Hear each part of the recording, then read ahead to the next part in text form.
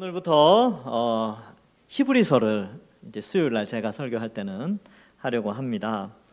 사실 이 히브리서의 내용들은 오직 예수 그리스도의 그 풍성한 은혜, 그리고 위대하심, 그리고 놀라운 하나님의 사랑, 뭐 이런 것들로 가득 차 있게 됩니다.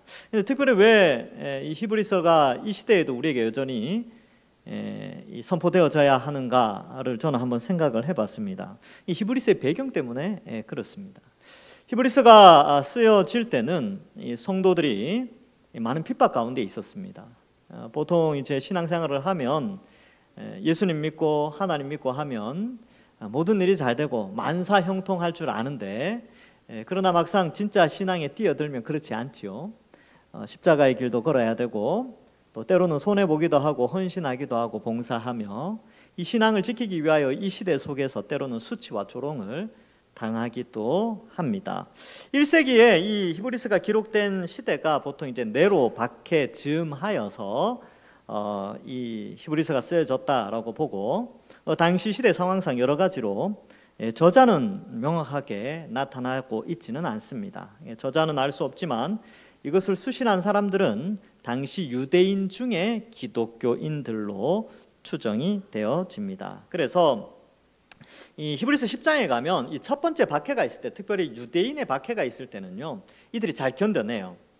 유대인 그리스도인인데 유대교 그리스도인들한테 박해를 받는데 그 환경 속에서 어느 정도 이겨내지만, 그러나 이 박해가 금방 끝나지 않고 장기화되면서 이들이 지쳐가게 되는 것이죠. 그리고 신앙이 좀 잠드는 경향이 있고, 또 로마 황제 숭배 사상이 이제 발전하면서 오히려 배교하는, 그 죽음의 공포 앞에 배교하는 일도 있게 됩니다. 이런 배경들이 이제 3장에 가면 또 나오게 되는데요. 그뿐만 아니라 이 기독교에 있는 것이 박해를 받는 아주 중심에 이 기독교가 있었기 때문에 많은 사람들이 신앙을 버리고 다시 오히려 유대교로 돌아가게 되는 그런 상황도 있게 되었습니다. 마치 이집트 출애굽을 했는데 다시 애굽으로 돌아가고자 하는 사람들의 마음과 같이 어려움이 있으니까 기독교로 갔다가 예수님 믿는다 그랬다가 나 힘드니까 다시 유대교로 갈래. 유대교로 가면 박해가 없어지니까, 동족 유대인들로부터 박해가 없어지니까 이 유대교로 돌아가는 그런 성향, 배교도 있었고요.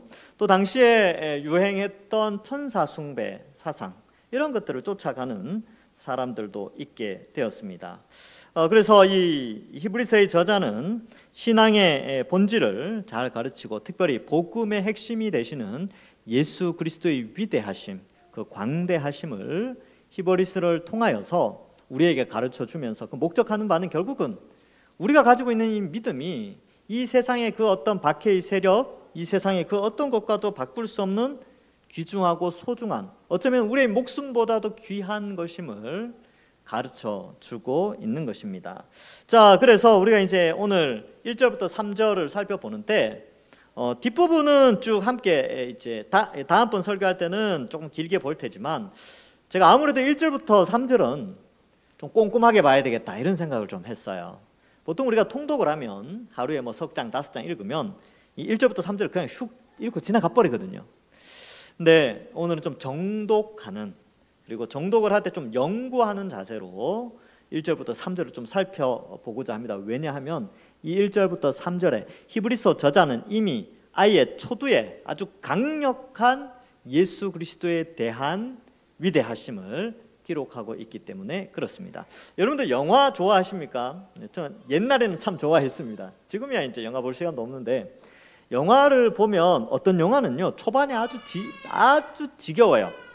근데 어떤 영화는요, 영화가 시작되자마자 5분 안에 막 사람들의 관심을 쫙 이렇게 쏠리게 하는 그런 엄청난 사건이 딱 등장하는 영화가 있어요. 그러면 재밌죠. 예, 마찬가지로 이 히브리서는 약간 그런 유해입니다. 이 1절부터 3절에 예수 그리스도의 위대하심을 탁 선포하면서 그 다음부터 이제 비교하는 거죠. 천사랑 비교하고 모세랑 비교하고 여호수아나 뭐 이런 사람들하고 막 해서 비교할 수 없는, 비교 불가의 위대하신 하나님이시라는 것을 강조하는데, 자, 그러면 우리가 본문을 한번 살펴보도록 하겠습니다. 여러분 1절에 보시면 옛적의 선지자들을 통하여 여러 부분과 여러 모양으로 우리 조상들에게 말씀하신 하나님. 네, 하나님께서 선지자들을 통하여 조상에게 한 하나님의 말씀이 있다는 거죠. 여러분, 우리가 이게 뭔지 다 알아요. 뭐냐 하면 바로 구약 성경이지요. 그래서 이 구약의 성경은 선지자들에 의하여서, 이 선지자들의 역할은 뭐냐면 하나님의 계시를 보고 계시를 듣고 그것을 글로 기록한 자들이 선지자인데, 그것이 남겨진 것이 성경이고요. 또 어떤 선지자는 글로 남기진 않았지만 이 역사의 내용들을 보면 이 선지자들이 또 곳곳에 하나님께서 세워주셔서 선지자들이 활동하도록 하셨습니다. 근데 그 말씀의, 그 구약 성경의 그 모든 말씀의 아주 핵심되는 부분이 뭐냐? 바로 예수 그리스도와 관련된 내용이고, 그것을 아주 다양하게 말씀하셨다라는 것을 말해주고 있습니다. 그래서 여러 부분 여러 모양으로 하나님이 말씀하셨는데, 특별히 예수님에 대해서도 여러 부분 여러 모양으로 예수님에 대해서 말씀을 하고 계시다는 것이죠. 그래서 여러분, 이 성경이라는 것 자체가, 성경을 바라볼 때 우리가 이제 성경은 예수님에 대한 이야기지라고 하지만 그 예수님을 어떻게 묘사하는가에 따라서 그 깊이와 하나님의 뜻을 깨닫는 것, 또 하나님의 백성으로 살아가는 삶의 방향성이 달라지게 되는 것이죠. 마태와 마가와 누가, 요한 다 같이 복음서를 썼지만 그 복음서 하나하나를 살필 때마다 오는 감동과 깨달음이 다른 것처럼 구약 성경 전체도 각 장르가 다르죠. 역사, 시, 예언 뭐 이런 것들이 있고, 또 이 설교문도 있고, 그렇지만 그 모든 장르를 통합했을 때에 가져다주는 하나님의 메시지의 다양성, 이런 것들을 생각해 보며 그 중심에 있는 예수 그리스도를 우리가 생각해 봐야 합니다. 그래서 몇 가지만 잠깐 소개하고, 이 구약 성경에서 어떻게 예수님을 다양하게 묘사하고 있는가? 우리가 단순하게 예수님은 하나님입니다, 하나님의 아들입니다, 구원자입니다, 그리스도이십니다 이렇게 믿는 것이 아니라, 구약 성경은 예수님을 어떻게 묘사하고 예언하고 있는가? 다양하게 여러 부분과 여러 모양으로 어떻게 묘사되어 있는가? 이사야 7장 14절에 보면, 그러므로 주께서 친히 징조를 너에게 주실 것이라. 보라, 처녀가 잉태하여 아들을 낳을 것이요 그의 이름을 임마누엘이라 하리라. 동정녀 탄생에 대한 예언을 하고 있습니다. 즉, 이것은 인간의 이 생육적인 그런 생물학적인 방법으로 이 땅에 예수님이 오시는 것이 아니라, 처녀는 잉태할 수 없죠. 그러나 처녀가 잉태하는 성령의 능력으로 성자 하나님이 마리아의 뱃속에 들어와서 출생하게 될 것을 구약 성경에서는 이미 예언을 하고 있는 것이죠. 두 번째로 이사야 11장 10절에 보면, 그날에 이새의 뿌리에서 한 싹이 나서 만민의 기치로 설 것이요 열방이 그에게로 돌아오리니 그가 거한 곳이 영화로우리로다. 이새의 뿌리에서 바로 위대한 왕이 태어나게 된다. 이새의 아들이 다윗이잖아요. 그러니까 다윗의 혈통으로 왕이 온다라는 것이고, 또 이제 여러 성경에 보면 이 예수 그리스도에 대해서 또 그 다윗의 위가 영원히 세워지게 되는데, 예수 그리스도를 통하여서 영원히 그 위가, 그 왕권이 흔들리지 않는 것을 말씀하고 있습니다. 아모스 9장 11절에는요, 여러분, 이 다윗의 왕조가 나중에 망하게 돼요. 그런데 아모스 9장 11절에 보면, 그날에 내가 다윗의 무너진 장막을 일으키고 그것들의 틈을 막으며 그 허물어진 것을 일으켜 옛적과 같이 세우고 라고 되어져 있죠. 바로 다윗의 후손으로 오신 예수 그리스도를 통하여 왕권이 회복되어지는, 즉 영원한 하나님 나라가 세워질 것을 예언하고 있습니다. 그리고 예수님을 왕으로 묘사할 때는요, 스가랴 9장 9절에 보니까, 시온에 따라 크게 기뻐할지어다, 예루살렘에 따라 즐거이 부를지어다. 보라, 내 왕이 내게 임하나니 그는 공의로우시며 구원을 베푸시며 겸손하여서 나귀를 타나니 나귀의 작은 것 곧 나귀 새끼니라. 예수님께서 십자가에 달리시기 위하여 예루살렘으로 올라가실 때 나귀 새끼를 타고 올라가시지요. 그 말씀을 성취하시면서 이 본문이 마태복음에 나오는데, 바로 구약 성경에는 이미 예수님에 대해서 공의롭고 구원을 베푸는 겸손의 왕으로 묘사하고 있다. 제가 벌써 이제 4가지 설명해 드렸어요. 또 다른 거 많이 준비했는데 설교가 길어지니까 그냥 4가지만 잠깐 설명드렸습니다. 동정녀 탄생, 그다음에 다윗의 혈통, 왕권이죠, 왕. 그러나 무너진 다윗의 왕권을 회복하는 왕, 그리고 공의로우시며 구원을 베푸시는 겸손의 왕. 그리고 또 뭐 이렇게 뭐 깨끗하게 하는 왕, 또 이렇게 예수님에 대해서 여러 가지로, 또 뭐 이사야 53편에는 어떻습니까? 3장에는 고난 받는 종, 뭐 이런 표현들이 다 나온단 말이죠. 그리고 뭐 시편에는 부활하시는 예수님, 이런 것들이 쭉 나오게 되는데, 이렇게 다양하게 여러 모양으로 예수님에 대한 예언의 말씀들이 구약에 기록되어져 있다라는 것입니다. 그래서 이 모든 날 마지막에는 2절에 모든 날 마지막, 이 말세죠, 말세. 마지막 날, 다른 번역에는 마지막 날에 이렇게 되어 있는데, 이 마지막 날이 뭐냐 하면요, 그리스도의 초림과 재림 사이의 기간이 마지막 날, 말세입니다. 그래서 많은 사람들이 오해하는 게, 말세 그러면 아주 미래의 어느 한 날, 뭐 흔히 말하는 Judgment Day, 뭐 심판의 날, 뭐 이렇게 한 날을 생각하는데, 성경은요 이 마지막 날을 기간으로 설명을 해요. 기간, 말세의 기간이에요. 기간. 이 말세는 언제냐면 그리스도의 초림부터 그리스도의 재림 때까지의 기간을 말세라고 합니다. 그래서 기간이죠, 기간. 그러니까 이런 인식이 필요해요. 그래서 말세에 성령을 부어준다라는 요엘서의 예언이 오순절날 일어나잖아요. 그러니까 예수님 승천하시고 오순절날 오는데 그때가 말세다. 말세가 맞아요. 왜? 예수님 오셨으니까. 그러나 그 말세의 기간은 아직도 계속되고 있죠. 그러면 우리는 옛날 제가 이제 들었던 이야기는 한자어로 말세지 말이다 이런 말을 들었습니다. 말세 중에 말세다, 끝이다, 지금 시대가. 근데 이러한 표현들은요 제가 굉장히 좋아합니다. 왜냐하면 긴장감을 주거든요. 신앙의 긴장감. 아, 말세지만 말세의 마지막 때를 살아가니까 더 신앙생활 열심히 해야 되겠다라고 우리 믿음의 선배들이 요 사자성어를 가르쳐 주었던 것이죠. 여러분, 우리도 기억해야 됩니다. 우리는 말세의 끝, 말세지 말에 살아가고 있습니다. 이 마지막 날에 이제 예수님께서 하나님께서 아들을 통하여 우리에게 말씀하셨다. 아들이라고 표현을 하죠. 근데 왜 예수님을 아들이라고 표현했을까? 왜 아들이라고 했을까? 여러분, 이 아들이라는 표현 속에는요 천국을 상속받는다는 개념도 있지만 아버지와 동일 본질이다라는 개념이 있습니다. 그래서 아버지와 아들을 동급으로 여기는 사상이 그 속에 있는 것이지요. 요거 이제 지금은 잘 없는데 우리나라 옛날에 이런 약간 개념이 좀 있었어요. 그러니까 저도 어릴 때 동네 놀러 다니면 항상 물었어요. 너 네 집 자식이냐? 그럼 제가 이제 배운 대로, 저희 아버지 성함은 홍자, 원자, 석자를 쓰십니다. 그러면 아, 너 그 집 자식이구나. 아버지랑 저랑 똑같이 생각해요.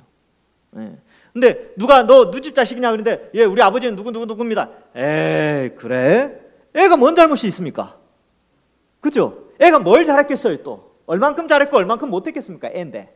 그런데 사람들의 인식 속에는 누구의 아들이냐에 의해서 그 아들의 정체성을 판단한다는 거예요. 마찬가지로 하나님의 아들이다 이런 표현을 썼을 때는 하나님과 동등된 신적 존재다라는 것을 의미하게 됩니다. 그래서 유대인들이 예수님께서 하나님의 아들이라는 용어를 썼을 때 유대인들이 막 돌을 들어 죽이려고 해요. 왜요? 하나님과 자기를 동일시한다는 이유 때문에 돌을 들어 죽이려고 한다는 거죠. 그러니까 유대인의 머릿속에는 누구의 아들 그러면 아버지와 동급이에요. 근데 예수님이 하나님의 아들 이런 표현을 쓰니까 유대인들은 하나님과 동일하게 생각하는구나 라고 해서 신성모독으로 예수님을 죽이려고 했다는 것이지요. 이처럼 하나님의 아들, 예수님은 하나님의 아들, 동일한 신적 존재입니다. 그래서 우리는 이제 조금 후에 좀 살펴보겠지만 예수님은 이미 창조 때부터 함께 계셨어요. 성부 하나님과 성자 하나님, 성령 하나님은 창세 전부터 영원한 시간 속에 우리가 측량할 수 없는 시간 그 너머에 이미 존재하고 계셨다는 것이지요. 그래서 신적 존재. 그러나 삼위가 있는 거예요. 성부 하나님, 성자 하나님, 성령 하나님, 삼위 하나님. 동일하신 본체이시지만 그 성자 하나님이 이 땅에 오셨는데 그래서 사람들이 그를 하나님의 아들이다라고 부릅니다. 또한 예수님도 이 땅에 오셔서 기도하실 때 하나님을 아버지라고 불렀지요. 그래서 이러한 내용들이 이제 요한복음에 잘 나오는데 그래서 이 독자들에게 여러분 이 부분 예수님은 하나님의 아들입니다라고 했을 때 다 아는 거예요. 지금 히브리서를 받아본 사람들은요 다 알아요. 예수님 하나님의 아들이지 라고 하는데, 이 다 아는 사실을 여기에서 또 기록하는 것은 몰라서 설명해 주는 것이 아니에요. 예수님이 하나님의 아들이라는 것을 몰라서 이걸 이야기하는 게 아니라 그 가치를 다시 생각해 보게 하는 것이죠. 하나님의 아들이신 예수님, 그 호칭에 대한 가치, 무게감, 그 위대함을 다시 한번 생각해 보라고 초두부터 이것을 써놓은 것이죠. 그래서 우리가 가지고 있는 신앙, 이 박해 가운데에서 우리가 예수님을 믿고 있는데, 우리가 믿고 있는 우리 믿음의 대상이신 그 예수님은 하나님의 아들, 하나님과 동등된 신적 존재다, 성자 하나님이라는 것을 가르쳐 주고 있는 것입니다. 그래서 여러분, 예수님 믿는 것, 이거 어마어마한 위대한 일입니다. 일이라기보다는 이거는 은혜죠, 은혜. 놀라운 일이에요, 놀라운 일. 그래서 여러분들 이 우주를 창조하시고 지구를 창조하신, 이번 주일날 제가 이제 보여드릴 텐데, 여러분 이 지구와 우주를 창조하신 하나님이 우리를 택하여 주셔서 예수님 믿게 하셨다니까요. 진짜 놀라운 일이에요. 근데 이 가치를 알기를 원하는 거죠. 이 히브리서 저자는 지금 고난 가운데, 박해 가운데 있는 이 유대인 그리스도인들에게 이 가치를 아느냐, 너희가 이 예수님을 믿는다는 이 무게감을 알고 있느냐, 바로 우리가 믿는 예수님은 하나님의 아들이시다 라는 것을 말씀해 주고 있습니다. 그래서 이 하나님의 아들 되신 예수 그리스도, 그를 기억하라. 그래서 2절 뒷부분에 보면 만유의 상속자로 세우시고 이렇게 기록하고 있어요. 예수님은 만유의 상속자다. 그래서 이 2절에서 2가지를 설명하고 3절에 가면 한 5가지를 설명하는 총 한 7가지 정도 예수님에 대한, 하나님의 아들 예수 그리스도가 누구인지 7가지로 설명해요. 그러니까 이 굉장한 것이죠. 그러니까 초반에 아예 예수님은 누구이신가를 빵 터뜨려 주는 거죠. 예수님은 이런 분이야. 어떻게 안 믿을 수가 있어? 어떻게 배교할 수 있지? 어떻게 떠날 수가 있어? 어떻게 믿음을 저버릴 수 있겠는가라는 것을 이제 동기유발을 하기 위해서 이 초반에 이렇게 말하는 것입니다. 첫 번째가 이제 보면 2절에 만유의 상속자다라고 되어져 있죠. 상속자는 아들만 가능한 겁니다. 그러니까 하나님 나라를 상속물로 받게 되죠. 그러니까 우리도 하나님의 아들들이 되게 하시는데, 우리가 하나님의 아들들이 되는 원칙이 뭐냐면, 우리가 그리스도를 믿음으로 그리스도와 연합되어졌기 때문에 아들의 자격을 준 겁니다. 이 성별의 문제가 아니고 상속의 권한의 문제로 아들이라는 용어를 쓴다고 제가 계속 말씀을 드립니다. 그래서 예수님만이 유일한 하나님 나라의 상속자가 된다, 아들이라는 개념 때문에. 그래서 위대하신 상속자. 그러나 만유의 상속자라는 표현 때문에 이 만유를 가지시고 다스리시고 통치하시는 분으로 또한 우리는 인식할 필요가 있는 것입니다. 히브리서 2장 8절에 보면 만물을 그 발 아래 복종하게 하셨느니라 하였으니, 만물로 그에게 복종하게 하셨은즉 복종하지 아니한 것이 하나도 없어야 하겠으나 지금 우리가 만물이 아직 그에게 복종하고 있는 것을 보지 못하고, 이제 우리의 영적인 눈을 들어보면 볼 수 있지만, 나중에 예수님의 재림으로 말미암아 완전한 만물을 통치하시는 예수님을 보게 되죠. 그러나 지금은 하나님 우편에서 교회를 통하여 통치하시는 하나님을 우리는 성경을 통하여서 볼 수 있게 됩니다. 사도행전 10장 36절에도 만유의 주 되신 예수 그리스도로 말미암아 화평의 복음을 전하사 이스라엘 자손에게 보내신 말씀, 뭐 이렇게 기록하고 있죠. 여기 보면 만유의 주 되신 예수 그리스도라는 표현을 하고 있습니다. 만물의 주인 되시는, 만물의 이 주라는 용어는 하나님에게만 쓰는 용어인데, 예수님에게도 역시 만물의 하나님 되시는, 만물의 주 되신 분이다 라고 가르쳐주고 있죠. 에베소서 1장 22절에도 또 만물을 그 발 아래 복종하게 하시고 그를 만물 위에 교회의 머리로 삼으셨느니라. 제가 좋아하는 구절인데요. 이것만, 이 구절을 딱 읽으면, 자막을 띄워주시겠어요? 1장 22절. 저는 그림이 생각이 나요. 그림. 머리가 이렇게 있고 예수님의 머리, 몸이 있는데 몸은 교회야, 교회. 그리고 교회 몸인 교회 발 아래에 세상이 있어, 세상이. 만물이 있죠, 만물이. 그래서 머리 대신 예수님이 교회를 통하여 만물을 지금 통치하고 계시는 거죠. 어떻게 해요? 복음을 전파함으로 말미암아. 그리고 그 복음의 내용에 순종하는 교회를 통하여 만물 가운데 예수님의 통치를, 또 예수님의 통치의 영광을 드러내고 있는 것이죠. 이 그림으로 한번 머리에 한번 떠올려 보십시오. 멋지지 않습니까? 우리의 위치가 그 정도입니다. 우리 교인들의 위치가 예수 그리스도의 통치에 동참하는 자들로 부름을 받은 것이지요.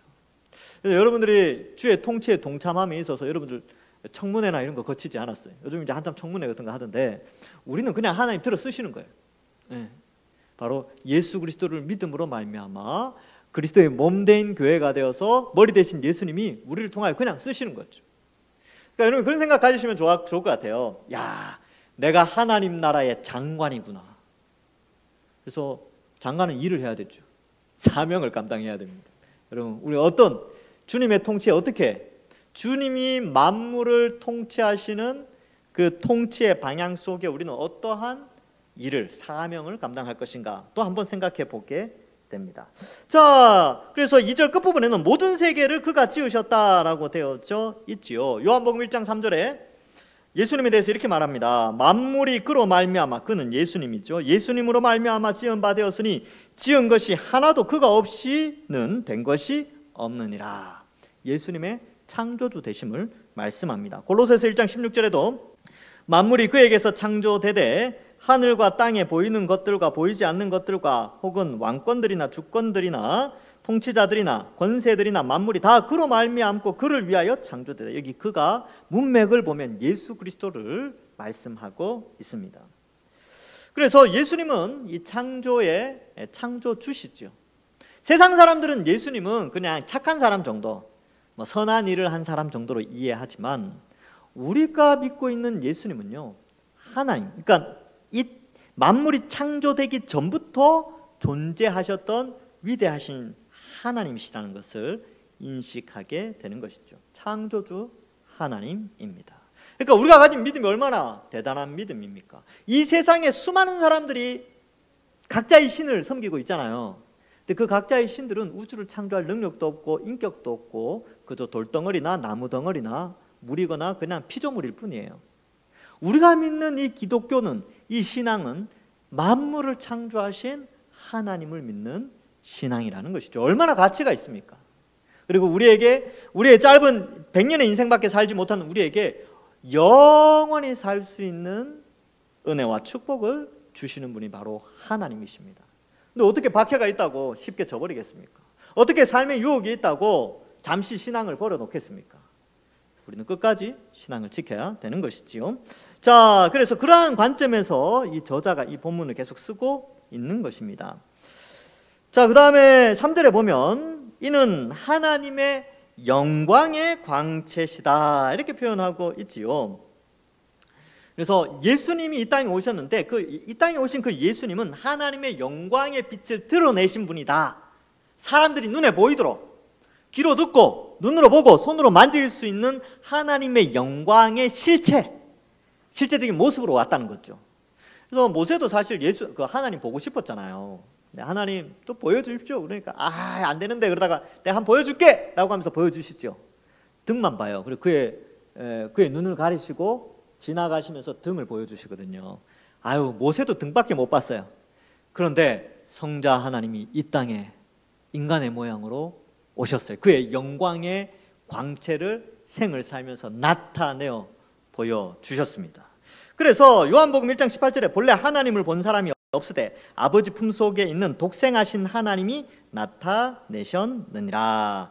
독생하신 하나님이라고 표현하고 있죠. 자, 그래서 하나님의 영광이 그리스도를 통해서 성부 하나님, 성령 하나님. 여러분 성령 하나님 보고 싶죠? 예.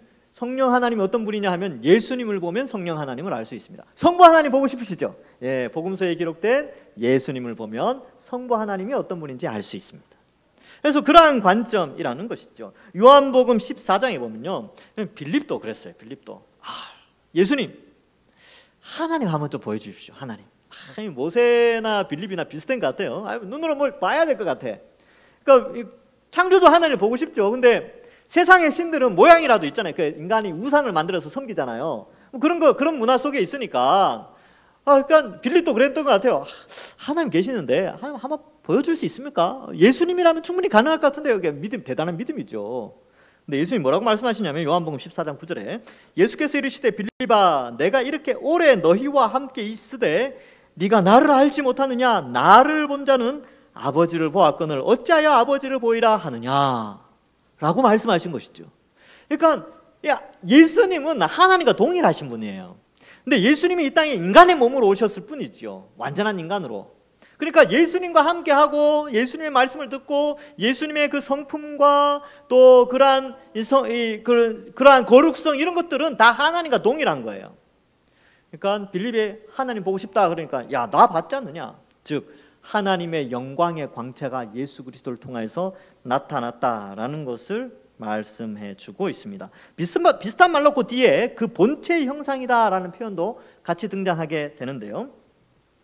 그래서 빌립보서 2장 6절 7절에 보면 그는 근본 하나님의 본체시나 하나님과 동등됨을 취할 것으로 여기지 아니하시고 오히려 자기를 비워 종의 형체를 가지사 사람들과 같이 되셨고, 성육신하신 예수님이 원래는 하나님과 동일한 본체. 그래서 하나님은 한 분 하나님이시지만 성부와 성자와 성령 삼위로 존재하시는 것이지요. 그래서 이 본체의 형상, 하나님의 본체, 성부, 성자, 성령 하나님이 인간의 눈으로 보일 수 있도록 오신 분이 바로 성자 하나님이신 예수님이라는 것을 말씀해 주고 있습니다. 자, 그래서 그 예수님은요, 그의 능력의 말씀으로 만물을 붙드시게 됩니다. 예수님은 말씀으로 붙드시죠. 근데 이 성부, 성자, 성령 하나님, 특별히 이제 성령 하나님도 요한계시록에 보면 말씀하시는 장면이 나와요. 근데 우리가 주로 이제 신구약 성경의 거의 대부분은 성부 하나님의 말씀이나 성자 예수님의 말씀이 대부분이고, 그 다음에 또 성령 하나님이 사도들과 선지자들에게 감동하여서 기록하게 되는 그러한 것이죠. 그러니까 이 성경 66권은요 성부, 성자, 성령 하나님의 말씀이에요. 그렇죠? 성부 하나님의 말씀을, 성자 예수님의 말씀을 성령 하나님의 감동감화로 사도들과 사도들에게 인정받은 저자들이 말씀을 기록하였기 때문에 이것은 삼위 하나님의 말씀이다, 이렇게 우리가 받아들이게 되는 것이죠. 특별히 예수님도 말씀으로 이 세상을 다스리시고 통치하시게 됩니다. 능력의 말씀으로 만물을 붙드신다. 그러면 이 모든 만물은 예수님의 말씀으로 통치함을 받고요, 이 말씀으로 말미암아, 예수님의 입의 말씀으로 말미암아 또한 나중에 이 만물이 심판을 받게 되는 것입니다. 그래서 요한계시록 1장 16절, 특별히 요한계시록에서는 예수님의 입에서 검이 나간다라는 표현이 한 3번 정도 나오게 되거든요. 근데 요한계시록 1장 16절에 보면 그의 오른손에 7별이 있고 교회의 사자들이 있죠. 또 그의 입에서 좌우에 날성검이 나오고, 예수님의 입에서 좌우에 날성검이 나온다는 거예요. 검이 나오고 그 얼굴은 해가 힘있게 비치는 것 같더라. 입에서 나오는 검이 뭐겠습니까? 말씀이죠. 그래서 그 말씀이 검의 역할을 하여서 세상을 심판하기도 하고 세상을 깨끗하게 하기도 하는 것이죠. 그래서 에베소서에 보면 성령의 검 곧 하나님의 말씀을 가지라. 검이 곧 말씀이죠, 말씀. 그래서 이렇게 연결 지을 수 있는 것입니다. 자, 그 다음에 거기 보면 이제 예수님은 어떤 분이냐? 죄를 정결하게 하는 일을 하신다. 그러면 예수님이 죄를 어떻게 정결하게 하셨습니까? 바로 예수 그리스도의 십자가 형벌 대속의 그 사역으로, 십자가 사역으로 우리의 죄를 깨끗하게 대신 다 받으시고 용서해 주시고 없애 주신 것이죠. 인간이 죄를 지어서 벌을 받게 되는데 오늘 죄는 형벌이라는 게 있어요. 그죠? 죄에는 형벌이라는 게 있어요. 근데 그 형벌을 반드시 지불을 해야 됩니다. 그래야 질서, 공의라는 게 세워지게 되는데, 하나님 나라에서 하나님 백성들이, 이제 인간이 하나님을 반역하여 반역죄를 지었어요. 그 반역죄의 결과는 죽음과 지옥의 형벌인데, 누군가 그 죄의 형벌을 대신해 주면 당사자는 그 벌을 받지 않아도 됩니다. 오늘날에도 이 형벌 대속이 있다 그랬죠. 그래서 누군가 벌금을 내야 되는데 대신 내주면 그 벌금을 당사자는 안 내도 되듯이, 마찬가지로 우리가 죽음과 지옥의 형벌을 우리가 받아야 되는데 예수님이 그 벌을 받으셨기 때문에 예수님을 믿는 자는 그 형벌에서 면제가 되어지는 것인데, 그 면제가 되어지는 것은 바로 우리가 우리 죄인임을 알고 예수 그리스도의 피를 의지하여 하나님께 회개할 때 우리는 죄 용서함을 받게 됩니다. 이걸 회개라고 하지요. 그래서 우리를 깨끗하게 하시는데, 갈라디아서 1장 4절에 보면 이렇게 기록하고 있습니다. 그리스도께서 하나님 곧 우리 아버지의 뜻을 따라 이 악한 세대에서 우리를 건지시려고 우리 죄를 대속하기 위하여. 이 죄를 대속한다는 게 죄의 형벌을 대속하는 거예요. 죄의 형벌을 대속하기 위하여 자기 몸을 주셨으니, 십자가에 달려 죽어주셨어요. 그래서 우리를 깨끗하게 하신 것입니다. 얼마나 감사합니까? 그래서 이제는 죄에 깨끗하게 되었을 뿐만 아니라 죄를 안 지을 수 있도록 성령 하나님을 보내주셨어요. 그리고 예수님을 믿음으로 말미암아, 그 믿음으로 말미암아 성화의 삶을 살 수 있도록 우리를 아주 위대한 존재로 만들어주신 것이죠. 로마서 6장 6절에 보면 우리가 알거니와 우리 옛사람이 예수와 함께 십자가에 못 박힌 것은 죄의 몸이 죽어 다시는 우리가 죄에게 종노릇하지 아니하려 함이라. 종노릇하지 않고 누구의 종노릇하냐면요, 의의 종노릇하는 거예요. 성령의 종노릇. 그러니까 지배를 받는다는 개념이거든요. 그래서 우리는 의의 지배를 받기 때문에 의를 행할 수 있는 자가 되었어요. 그래서 제가 말씀드렸죠. 과거 예수님 믿기 전에는 죄를 지을 수밖에 없는 존재였잖아요. 근데 지금은 죄를 안 지을 수 있는 존재가 되었어요. 죄를 안 짓고 더 긍정적으로 표현하면 의를 행할 수 있는 존재가 되었다는 것이죠. 그럼 죄를 안 짓습니까? 죄를 지을 수도 있는 존재예요. 예전에는 죄를 지을 수밖에 없었다니까요. 지금은 죄를 안 지을 수 있는데 죄를 지을 수도 있어요. 그러나 우리는 의를 행할 수 있는 자죠. 그러니까 의를 행하는 자이기 때문에 의의 종으로서 의를 행해야 됩니다. 근데 혹 죄를 지을 때는 어떻게 한다고요? 요한일서 1장 9절에 어떻게 말합니까? 회개하면 하나님이 깨끗하게 해주신다. 그래서 그리스도인들은 죄를 안 짓는 자가 아니라 의를 행하고, 자, 의를 행하는 게 중요해요. 두 번째, 혹 삶을 살면서 범죄하였다면 회개하는 자. 그래서 그리스도인의 특징이 뭐냐면 의를 행하는 자요, 회개하는 자가 그리스도인의 특징입니다. 이 불신자들에게는 찾아볼 수 없는 문제예요. 예. 그래서 우리는 바로 그러한 존재, 아주 위대한 그러한 죄의 종노릇하지 않고 의의 종노릇하며 죄와 싸우며 승리하도록 하나님이 우리를 불러주셨다. 자, 그리고 마지막에 끝에 보면 높은 곳에 계신 지극히 크신 이의 우편에 앉으셨느니라. 이건 역시 구약에서 예언되었던 겁니다. 그래서 하나님 우편에 앉으시는 그리스도. 시편 110편 1절에 보면 다윗이 하늘을 봐요. 그래서 다윗이 선지자라고 이야기하는 이유가, 이 선지자의 자격 조건 중에 하나가 천상회의 참석 뭐 이런 게 있어요. 신학책에 보면 뭐냐면 천상의 그런 천상을 본 자가 이제 뭐 계시를 받아서 이제 선지자로서 등극하게 되는데, 다윗이 왜 왕이지만 선지자의 역할을 하고 나중에 이제 제사장밖에 먹을 수 없는 떡도 먹잖아요. 그러니까 다윗이 예수 그리스도의 어떤 모델 같은 거였는데, 왜냐하면 왕과 선지자, 제사장 역할을 다 감당했거든요. 다윗도. 근데 예수님은 완벽하게 감당하시죠. 근데 다윗이 천상을 보니까 이렇게 돼 있어요. 여호와께서 내 주에게 말씀하시기를 내가 내 원수들로 내 발판이 되게 하기까지 너는 내 오른쪽에 앉아 있으라 하셨도다. 여기 이제 왜 중요하냐면 유대인들에게 이 질문은 상당히 곤란한 질문이었어요. 왜냐하면 유대인들은 유일신론이었거든요. 그러니까 단일신론. 근데 예수님이 이 질문을 예루살렘에서 던졌어요. 야, 다윗이 하늘을 바라보고 이야기했는데, 주께서, 여기는 이제 여호와께서 내 주라고 되어 있는데 예수님 말씀하셨어요. 주께서 내 주께 말씀하시기를이라고 말했는데 그 주가 누구게? 이렇게 질문을 해요. 그러니까 이제 그 내용의 자세한 것은 복음서에 나오지는 않습니다. 근데 그 질문을 하시면서 예수님이 그 문맥을 보면 하나님의 존재 방식에 대해서, 성부 하나님과 성자 하나님 그리고 성령 하나님, 삼위일체 하나님에 대해서 유대인들이 무지하니까 그걸 가르쳐주는 장면이 나오게 됩니다. 그래서 요 부분이 아주 중요하죠. 그래서 여호와께서 내 주라는 대상이 있다는 거예요. 그러니까 여호와가 따로 계시고 주라는 존재가 따로 있는데 그 주라는 존재는 여호와의 오른편에 계시다. 이걸 다윗이 본 거예요. 그러니까 이 장면과 여기에 나오는 3절 끝에 나오는 것을 연결시켜서 바로 예수님은 다윗이 예언한 바로 그 주, 그 그리스도다라는 것과 함께 히브리서 10장 12절에도 보면 오직 그리스도는 죄를 위하여 한 영원한 제사를 드리시고 하나님 우편에 앉으사, 이렇게 기록하고 있습니다. 베드로전서 3장 22절에도 그는 하늘에 오르사 하나님 우편에 계신 천사들과 권세들과 능력들이 그에게 복종하느니라. 하나님 우편에 앉아 계시는 예수 그리스도. 자, 그렇다면 우리가 신앙을 가졌어요. 우리가 예수님 믿는 신앙을 가졌잖아요.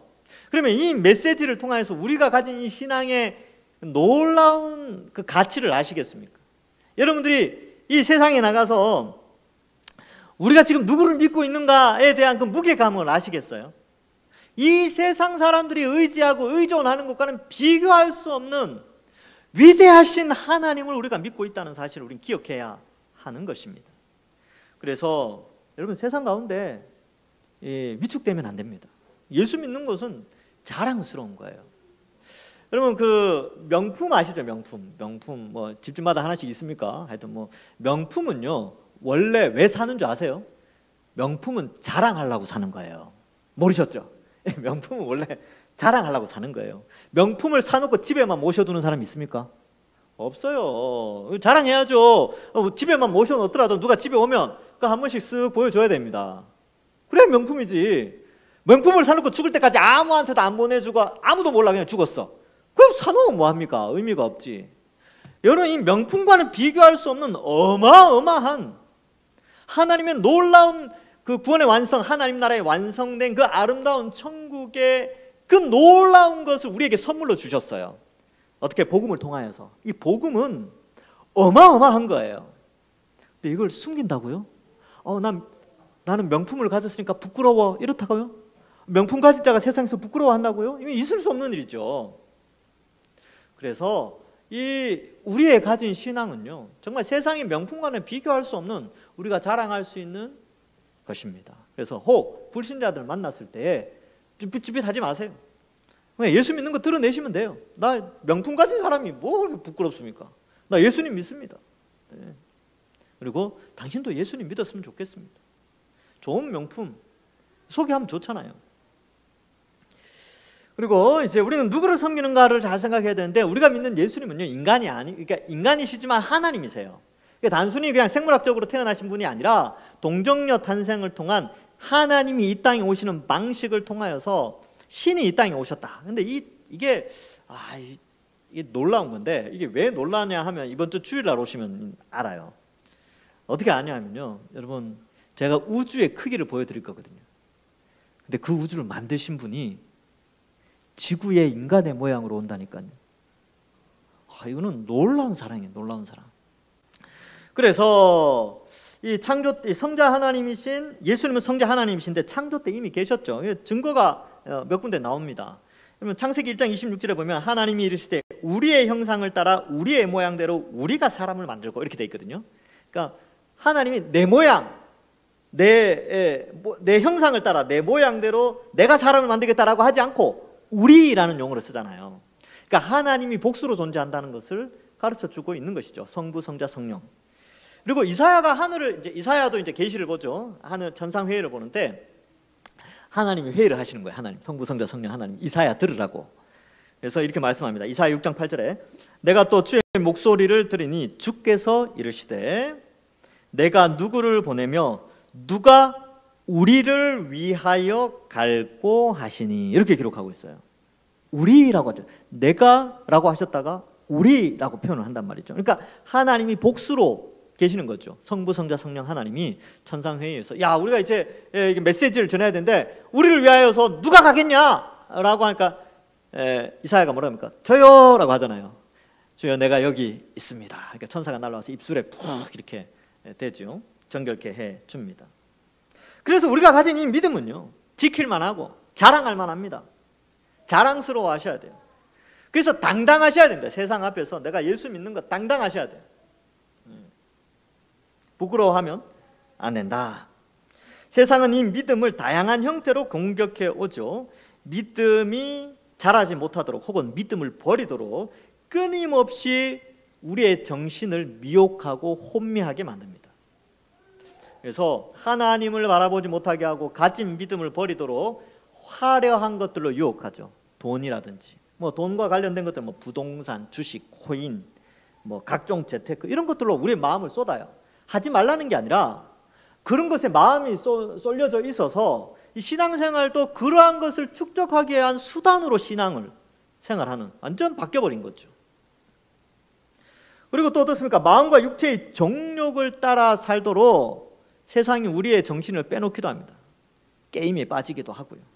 도박에 빠지기도 하고, 취미생활에 빠지기도 하고, 술과 오락과 TV와 인터넷에 빠져들어서 정신을 못 차리게 해서 이 신앙의 가치를 버리게 만든다는 것이죠. 여러분, 세상의 대중 매체에는 믿음의 귀중함, 하나님 나라, 신앙 이런 개념이 없어요. 그렇기 때문에 그러한 것들로 이 우리의 모든 것들을 미혹하여서 우리가 가진 신앙을 버리게 하고 포기하게 하고 약화시키는 거죠. 과거에는 물리적인 박해가 있었어요. 칼로 죽이기도 하고 총으로 쏴 죽이기도 하고 그죠? 뭐 짐승의 밥이 되기도 하고 뭐 그렇게 해서 많은 그리스도인들이 박해 가운데 살았죠. 그 신앙을 유지시켰습니다. 지금은요, 우리나라 같은 경우는 박해가 없죠. 물론 외국에는 아직도 박해가 있습니다. 목숨 걸고 예수 믿는 사람들도 있어요.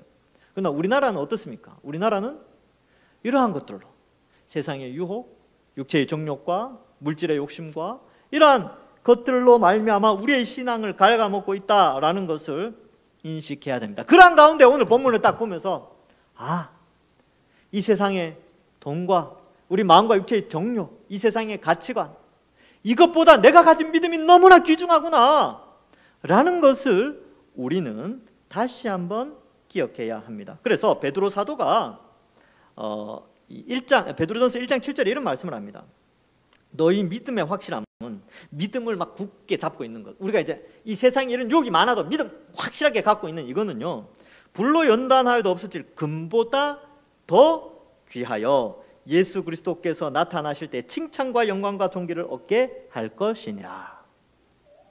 그래서 여러분들이 금 가지고 계시죠? 금 가지고 계시죠? 그죠? 금 집에 하나씩 있습니까? 예, 금 비슷한 거, 뭐 금이라도 좋습니다. 예, 금을 보실 때마다 생각하셔야 돼요. 금을 딱 볼 때마다 금이 참 가치가 있는데, 요즘 금값도 많이 오르는데 금을 볼 때마다 무슨 생각하냐면 이 금보다 내 믿음이 더 귀하구나, 더 가치 있구나.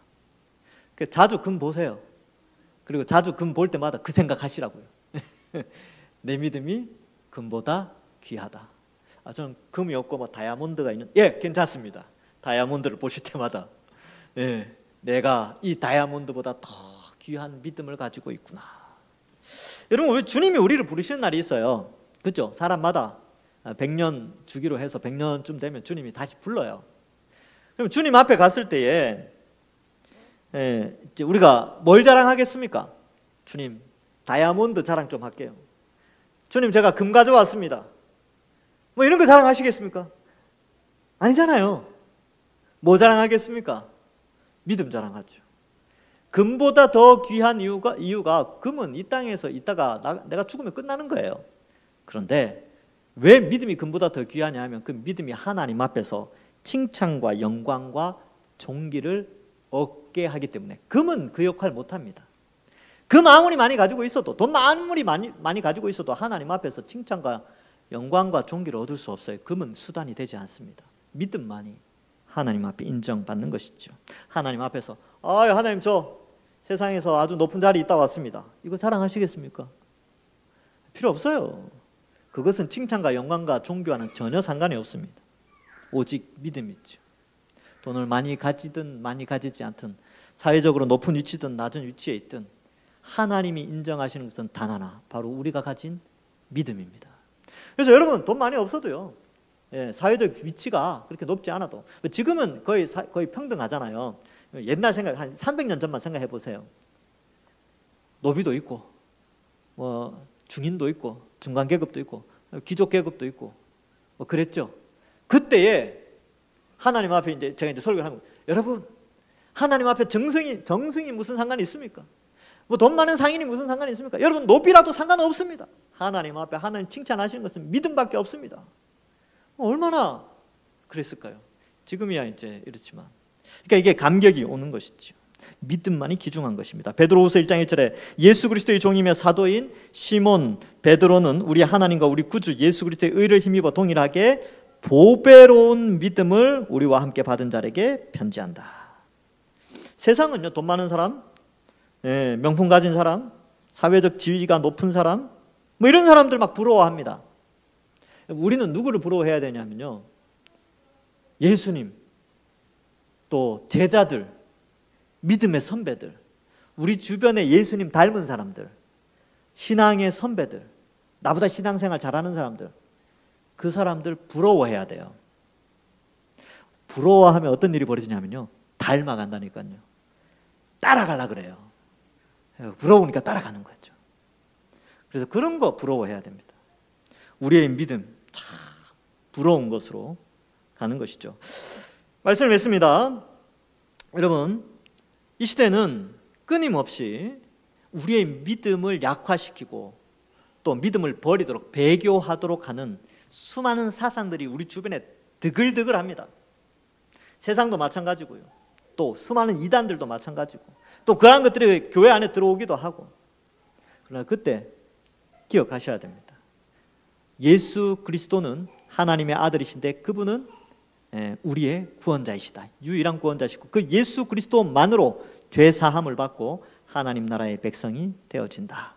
그 십자가를 붙드는 것이 세상에 돈을 붙드는 것, 세상에 명예를 붙드는 것, 세상에 높은 사람을 붙드는 것보다 십자가를 붙드는 것이 가장 보배로운 일이라는 사실을 알고 우리의 생을 살아가는 동안에 제발 세상에서 그리스도인으로 당당하게 신앙 자랑하면서 사시는 우리 모든 주의 백성들 되기를 주님의 이름으로 간절히 축원합니다.